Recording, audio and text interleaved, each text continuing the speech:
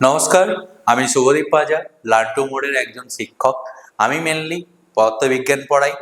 তো আজকে ক্লাস 7-এর আমি একটা চ্যাপ্টার সময় ও গতি এটা নিয়ে চলে এসেছি, যাতে আমি তোমাদেরকে সহজভাবে বোঝাতে পারি, সহজভাবে আমি বিষয়গুলোকে উপস্থাপন করতে পারি এবং যাতে দেখে তোমরা মজা পাও। ঠিক আছে? দেখো, সময় ও গতি ব্যাপারটা খুব রিলেটেবল। আমরা সেই জিনিসগুলো সম্বন্ধে জানি। যেমন সময় মানে কি, আমরা জানি টাইম। টাইম আমরা কিসে দেখি? ঘড়িতে দেখি। ঠিক আছে? যে টাইমের কটা ডিভিশন হয়? মেনলি 3টে ডিভিশন হয়। কি কি? না, সেকেন্ড, মিনিট আর আওয়ার। এর থেকেও বড় ডিভিশন কি আছে? দিন আছে, বছর আছে, তার থেকেও বড় কি আছে? আলোকবর্ষ আছে। তো আমরা সেই টাইম সম্বন্ধে জানি। আর গতি সম্বন্ধে বলতে, গতি বলতে আমরা কি বুঝি? যে কোনো একটা জিনিস মোশনে আছে, মানে কি? চলন্ত কোনো জিনিসকে আমরা কি বুঝি? গতি বলতে বুঝি। ঠিক আছে? তো তোমাদেরকে এই টাইম আর মোশন এইটার সম্বন্ধে জানতে গেলে আগে প্রথমে কিছু জিনিস বা কিছু প্যারামিটার আমাদেরকে জেনে নিতে হবে। সে প্যারামিটারগুলো কি কি? যেমন আমরা কোনো একটা বস্তুকে, ধরো এই একটা বস্তু, এই বস্তুকে আমি দুভাবে আমি তাকে বলতে পারি। প্রথম ভাবে কি বলতে পারি? না, বস্তুটা স্থির আছে। আরেকটা কি বলতে পারি? বস্তুটা গতিশীল আছে। তোমার হয়তো মনে হতে পারে যে একটা বস্তু একই সময়ে কিভাবে স্থির থাকতে পারে আর কিভাবে গতিশীল থাকতে পারে। দেখো, এই যে আমার কাছে এই যে পেনটা আছে, এই পেনটা কি আছে? স্থির অবস্থায় আছে। ঠিক আছে? কিন্তু ধরো যে চাঁদ থেকে দেখছে, চাঁদ থেকে যে যদি এই পেনটার দিকে ফোকাস করে, তাহলে সে কি দেখতে পাবে? যে পেনটা ঘুরছে। কেন? কারণ আমাদের পৃথিবী কি হচ্ছে? পৃথিবীও ঘুরছে। সেই জন্য কি মনে হচ্ছে? যে এই পৃথিবীর সাথে থাকা এই যে পেনটা, সেটাও ঘুরতে যাচ্ছে। অর্থাৎ কোনো বস্তু যে একদম স্থির বা কোনো বস্তু যে একদম গতিশীল, সেটা আমরা কখনোই বলতে পারবো না। অর্থাৎ আমরা তাহলে কি বলতে পারি? যে আপেক্ষিক কথাটা আমার চলে আসে। ঠিক আছে? আপেক্ষিক স্থির বা আপেক্ষিক গতিশীল। বুঝে গেল? তো প্রথম কথা, একটা বস্তুকে আমি স্থির বস্তু বলবো কিভাবে? ধরো আমি এখানে দাঁড়িয়ে আছি, আমার সামনে যদি কোনো একটা বস্তু বা চেয়ার যদি থাকে, তাহলে আমি চেয়ারটাকে কি বলবো? সেই চেয়ারটা স্থির অবস্থায় আছে। কেন? কারণ আমি তাকে দেখতে পাচ্ছি যে সময়ের সাথে সাথে সেই চেয়ারটা তার কোনো স্থান পরিবর্তন করছে না। মানে চেয়ারটার তো আর পা নেই যে সে হেঁটে হেঁটে এক জায়গা থেকে অন্য জায়গায় চলে যেতে পারবে। তো চেয়ারটা যদি আমি আজকে দেখি এখানে আছে, কালো এসে দেখবো ওখানেই পড়ে আছে। 1 বছর পরে কেউ যদি ওখানে কোনো হাত না লাগায়, তাহলে কি দেখবো? চেয়ারটা ওই জায়গাতেই বসে আছে। তাহলে সেই চেয়ারটাকে কি বলতে পারি? যে চেয়ারটা স্থির অবস্থায় আছে।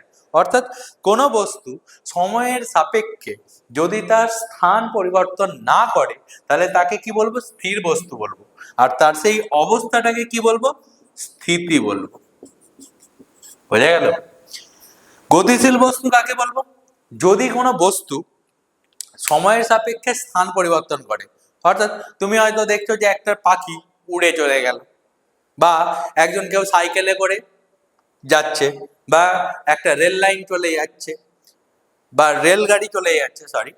তো সেই যে পাখি বা সাইকেল আরোহী বা যে রেলগাড়ি, সেইগুলো সব কি? গতিশীল বস্তু। কারণ কি? তারা সময়ের সাপেক্ষে কি হয়েছে? এই জায়গায় ছিল, সময়ের সাপেক্ষে কি হয়েছে? তার স্থান পরিবর্তন হয়েছে, এখান থেকে এখানে চলে গেছে। তো সেইটাকে কি বলতে পারি? আমি গতিশীল বস্তু বলতে পারি। আর তার যে অবস্থা, সেটাকে কি বলা হচ্ছে? গতি বলা হচ্ছে।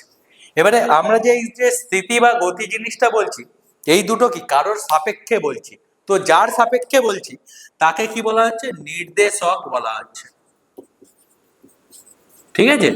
যে যার রেসপেক্টে আমি আরেকটা বস্তুকে স্থির বা গতিশীল দেখছি, সেটাকে কি বলা হচ্ছে? নির্দেশক বলা হচ্ছে। বুঝে গেল?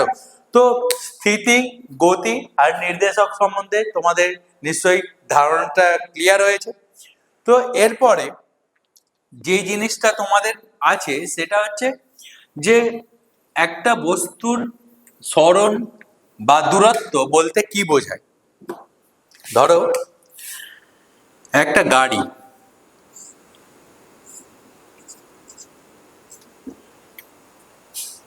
গাড়ি কম ইঁদুর বেশি হয়ে গেছে, মনে করলো একটা গাড়ি, ঠিক আছে, এ পয়েন্টে ছিল 1 ঘন্টা আগে। তো সে কি করেছে, গাড়িটা চলতে আরম্ভ করেছে। তো এ পয়েন্ট থেকে সে কোথায় চলে গেছে, বি পয়েন্টে চলে গেছে, ঠিক আছে। এ থেকে ধরো বি এর দূরত্ব আমার 100 কিলোমিটার। তো এই যে বস্তুটা এ পয়েন্টে ছিল, সে কোথায় গেছে, বি পয়েন্টে চলে গেছে, তাহলে তাদের মধ্যে দূরত্ব কত তৈরি হয়েছে, 100 কিলোমিটার। এই যে এই দুটো যে বিন্দু, এই দুটো বিন্দুর মধ্যে গাড়িটা যতটা পথ অতিক্রম করেছে সেটাকে কি বলা হচ্ছে, যে অতিক্রান্ত দূরত্ব।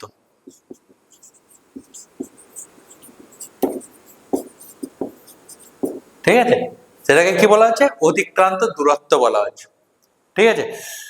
এবারে এই অতিক্রান্ত দূরত্ব আর সরণ, এই দুটো জিনিস কি করতে হবে, আমার ডিফাইন করতে হবে, যে অতিক্রান্ত দূরত্ব বলতে কি বোঝায় আর সরণ বলতে কি বোঝায়। ধরো তোমার বাড়ি এখানে, ঠিক আছে, আর তোমার স্কুল হচ্ছে এখানে, এটা হচ্ছে স্কুল, এটা হচ্ছে কি বাড়ি, এটা হচ্ছে স্কুল। তো বাড়িকে আমি একটা পয়েন্ট দিয়ে ডিফাইন করলাম এ, আর স্কুলকে একটা পয়েন্ট দিয়ে ডিফাইন করলাম সেটা হচ্ছে বি।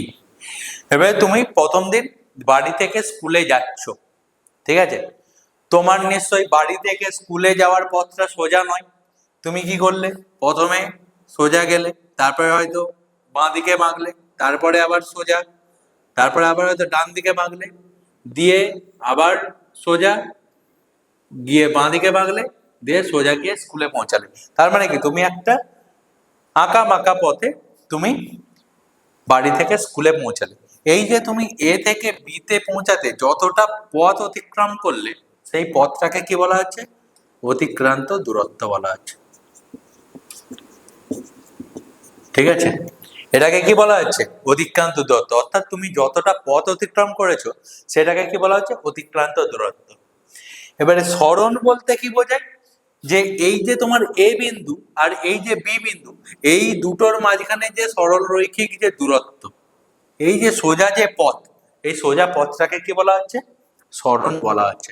অর্থাৎ সরণ মানে কি বোঝায়, প্রাথমিক অবস্থান আর অন্তিম অবস্থান তাদের মধ্যে যে সরল রৈখিক দূরত্ব, সেটাকে কি বলা হচ্ছে, সরণ বলা হচ্ছে। এবারে বলো যে তোমার অতিক্রান্ত দূরত্ব আর সরণের মধ্যে কোনটা কম বা কোনটা বেশি। দেখো, দেখেই আমরা বুঝতে পারছি যে অতিক্রান্ত দূরত্বটা অনেক বেশি সরণের তুলনায়, কারণ কি, শর্ট কি, সব থেকে শর্টেস্ট ডিস্টেন্স, মানে সব থেকে ছোট পথ, আর অতিক্রান্ত দূরত্বটা কি, বড় ডিস্টেন্স, ঠিক আছে। তো আমরা বলতেই পারি যে অতিক্রান্ত দূরত্ব আর সরণের মধ্যে সরণ কি সব থেকে কম, বোঝা গেল। এবারে তোমাদেরকে এই যে সরণ বা অতিক্রান্ত দূরত্ব, এখান থেকে আরেকটা জিনিস জানতে হবে যে এরা কোন রাশি। রাশি মানে কুম্ভ রাশি, মেষ রাশি নয়। রাশি হচ্ছে বিজ্ঞানের ভাষায় দু প্রকারের হয়, সেটা হচ্ছে কি স্কেলার আর ভেক্টর। স্কেলার রাশি আর ভেক্টর রাশি। দেখো, স্কেলার রাশি মানে যার মান আছে, মান আছে, দিক নেই, তাকে কি বলা হচ্ছে, স্কেলার রাশি বলা হচ্ছে। আর ভেক্টর রাশি মানে কি, যার মান আছে আর দিকও কি আছে, তাকে কি বলা হচ্ছে, ভেক্টর রাশি বলা হচ্ছে। এবার যখন আমি অতিক্রান্ত দূরত্ব জিনিসটা বলেছি, তখন দেখো এই যে পথটার তোমার কোনো নির্দিষ্ট দিক নেই, কখনো পূর্ব দিকে গেছো, কখনো উত্তর দিকে গেছো, আবার পূর্ব দিকে গেছো, আবার উত্তর দিকে গেছো, এরকম ভাবে কি হচ্ছে, প্রত্যেক নিয়তেই দিক পরিবর্তন হচ্ছে, অর্থাৎ কোনো নির্দিষ্ট দিক নেই।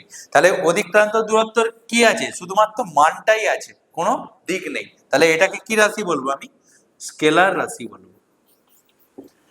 আর এই যে সরণ, সরণকে কি বলবো, আমি ভেক্টর রাশি বলবো। কারণ কি, সরণ দেখো, সরণের কি আছে, মান আছে, আর কি আছে, সরণ দেখো একটা নির্দিষ্ট দিকে আছে, ঠিক আছে, এটার কিন্তু কোনো দিকের পরিবর্তন হয়নি, একটা নির্দিষ্ট দিকেই সরণ যাচ্ছে, তাহলে সরণকে আমি কি বলবো, ভেক্টর রাশি বলবো, ঠিক আছে। তাহলে সরণ কি হচ্ছে আমার ভেক্টর রাশি, আর অতিক্রান্ত দূরত্ব কি হচ্ছে স্কেলার রাশি। এবারে এই যে দূরত্ব আর সরণ, এদেরকে আমি মাপবো কিভাবে, আমরা কি জানি যে দূরত্বের একক কি, সিজিএস পদ্ধতিতে দূরত্বের একক কি, সিজিএস পদ্ধতিতে দূরত্বের একক সেমি, আর এসআই পদ্ধতিতে দূরত্বের একক কি হচ্ছে মিটার, ঠিক আছে। তাহলে এই যে অতিক্রান্ত দূরত্ব, তার সিজিএস পদ্ধতিতে একক কি সেন্টিমিটার, আর এসআই পদ্ধতিতে একক কি হচ্ছে মিটার, ঠিক আছে। তো এই হচ্ছে আমার অতিক্রান্ত দূরত্ব আর সরণের মধ্যে সম্পর্ক। এবারে তোমাদেরকে একটা প্রশ্ন, যেটা হচ্ছে ধরো তুমি একটা গোলাকার ফুটবল মাঠে বেড়াতে গেছো, ঠিক আছে, তো মাঠটা হচ্ছে বৃত্তাকার, ঠিক আছে, তুমি দাঁড়িয়ে আছো এই পয়েন্টে, এই পয়েন্টে তুমি দাঁড়িয়ে আছো, তোমাকে পৌঁছাতে হবে এই পয়েন্টে, বি পয়েন্টে, ঠিক আছে, এইটা হচ্ছে মাঠের হচ্ছে সেন্টার, ঠিক আছে। তুমি কোন পথে গেলে তুমি তাড়াতাড়ি পৌঁছাতে পারবে, এই পথে গেলে তাড়াতাড়ি পৌঁছাবে, না এই পথে গেলে তাড়াতাড়ি পৌঁছাবে, না এই পথে গেলে তাড়াতাড়ি পৌঁছাবে। দেখো আমরা দেখতেই পাচ্ছি এখানে ছবিতে যে এই পথ হোক বা এই পথ হোক, দুটো পথে কি এই পথটার থেকে অনেক বেশি ঘুরপথ। তো আমরা এখান থেকে এখানে যে পৌঁছালাম, এটা কি একটা সরলরৈখিক পথ টানলাম, তাহলে আমি এখানে কি যাচ্ছি, অতিক্রান্ত দূরত্ব করছি না এখানে সরণ করছি, এখানে সরণ করছি। আর যখনই আমি এই পথে যাব অথবা এই পথে যাব, তখন আমার কি হয়ে যাবে, কোনো নির্দিষ্ট দিকের ঠিক নেই, তো ক্রমশ কি হচ্ছে দিক পরিবর্তন হচ্ছে, এদিক দিয়ে গেলেও দিক পরিবর্তন হচ্ছে আর এদিক দিয়ে গেলেও দিক পরিবর্তন হচ্ছে প্রতিনিয়তই। তাহলে এই পথে বা এই পথে যাওয়াটাকে আমি কি বলবো, অতিক্রান্ত দূরত্ব বলবো। তো এখান থেকে আমি একটা জিনিস বুঝলাম যে সরণ অতিক্রান্ত দূরত্ব থেকে সবসময় কি হবে, কম হবে, ঠিক আছে। তো সরণটা হচ্ছে কি সব থেকে শর্টেস্ট ডিস্টেন্স, হয়ে গেল। বা ধরো আরেকটা, ধরো তুমি এই পয়েন্টে আছো, এ পয়েন্ট, তোমাকে পৌঁছাতে হবে বি পয়েন্টে, তোমার এই একটা পথ আছে আর এই একটা পথ আছে, তুমি কোন পথে গেলে তাড়াতাড়ি পৌঁছাবে, অবশ্যই এই পথে গেলে তাড়াতাড়ি পৌঁছাবে। এই পথে গেলে তো কি করতে হবে, তোমাকে এখানে আসতে হবে, তারপর এখানে আসতে হবে, তো এই পথটা কি হবে অনেক লেন্দি, আর এই পথটা কি অনেকটা কম, ঠিক আছে। তো এই পথটাকে আমি কি বলবো, সরণ বলবো, আর এই পথটাকে কি বলবো আমি, অতিক্রান্ত দূরত্ব বলবো, এটাকে কি বলবো, অতিক্রান্ত দূরত্ব। বোঝা গেল? তাহলে ওই জন্য দেখবে একটা জিনিস, সব থেকে কোন পথে, আমাদের তো তিনটে পথ আছে, একটা কি আছে সড়ক পথ আছে, জলপথ আছে, আর একটা কি আছে বায়ু পথ আছে। কোন পথে আমরা তাড়াতাড়ি পৌঁছাতে পারবো একটা জায়গা থেকে অন্য জায়গায়, সেটা হচ্ছে বায়ুপথ। কেন? কারণ বায়ুপথে আমরা যে ট্রাভেল করি সেটা সবসময় কি হয়, সরল রৈখিক পথ হয়। কিন্তু যদি সড়ক পথ বা জলপথ হয়, সড়ক পথে গেলেও এঁকে বেঁকে যেতে হবে, আর জলপথে গেলেও সেই একই পথে যেতে হবে, তার ফলে কি এর ক্ষেত্রে অতিক্রান্ত দূরত্বটা অনেক বেশি। কিন্তু বায়ুপথে কি হচ্ছে, আমার কোনো বাধা বিপত্তি নেই, আকাশের উপরে তো কোনো ল্যান্ডমার্ক নেই যে আমাকে ওই পথ ধরেই এঁকে বেঁকে যেতে হবে, আমি কি যেতে পারবো, সোজা যেতে পারবো। সেই জন্য আমরা বায়ুপথে কি হচ্ছে সবার থেকে তাড়াতাড়ি পৌঁছাতে পারবো তুলনামূলক জলপথ আর সড়ক পথে, ঠিক আছে। এই হচ্ছে তোমাদের সরণ আর অতিক্রান্ত দূরত্বের কনসেপ্ট। আশা করি তোমরা বুঝতে পেরেছো। ভিডিওটি ভালো লাগলে লাইক করুন, আরও ভিডিও দেখতে সাবস্ক্রাইব করুন, আমাদের চ্যানেলের সাথেই থাকুন।